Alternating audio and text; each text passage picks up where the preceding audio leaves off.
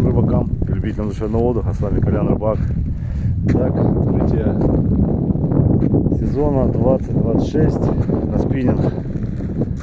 Сегодня я приехал на Большое озеро, вот такое называется у нас, рядом со Всеволожском, Ленинградской области. Лед уже растаял.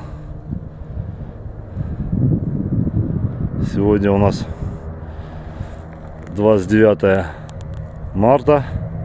Лед там где-то, он там чуть его снесло есть, но в основном льда нету.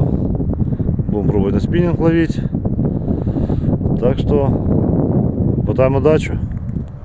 Смотрите дальше видео.